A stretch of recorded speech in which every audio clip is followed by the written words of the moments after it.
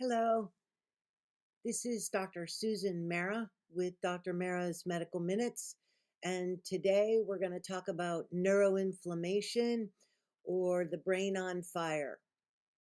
So, neuroinflammation is a typical symptom of patients with tick-borne illness, vector-borne illness, chemical exposure, mold illness, complex chronic illness, autism, and it is basically when the blood-brain barrier, which is a very thin membrane, becomes permeable to substances that should not be in the brain. Things like chemicals, mycotoxins, infections. And when these things cross the blood-brain barrier, because it's leaky, just like leaky gut, they activate a cell in the brain called glial cells, microglial cells. And the activation of microglial cells just sets a cascade of pro-inflammatory cytokines in the brain that just disrupts everything. And you largely see the clinical presentation of neuroinflammation behaviorally or psychologically. You see rage, depression, anxiety, inability to focus, ADD, poor memory, poor executive function, inability to track. All of these things are very typical symptoms of neuroinflammation.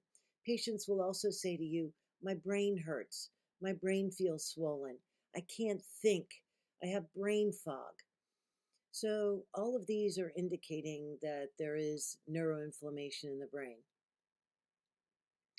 Neuroinflammation in the brain is the culmination of a lot of things, one of which is pro-inflammatory cytokines as a result of the presence of infection, mycotoxins, chemicals, things like that.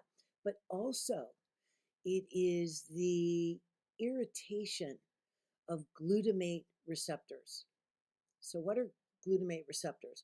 Well, glutamate is an excitatory neurotransmitter in the brain that is responsible for excitation.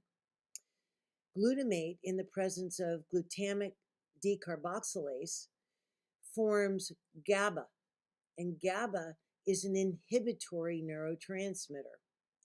So what we see in patients with chronic neuroinflammation, we see an inability to detox, we see low GABA, we oftentimes see low NADH,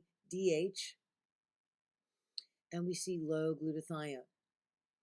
So one of the things that you want to do is begin with gentle detox and keep working your way up, and then work on removing the cause of the release of pro-inflammatory cytokines. Like you have to get the patient out of the moldy environment. You have to lower the toxic burden of mycotoxins.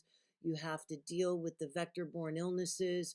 You have to deal with EMF, electromotive forces, electromagnetic forces. All of these things affect the extent to which neuroinflammation is a problem. And neuroinflammation, it responds very well to CBD and GABA. So I hope you find this information helpful, and we will see you for the next Medical Minutes. Thank you.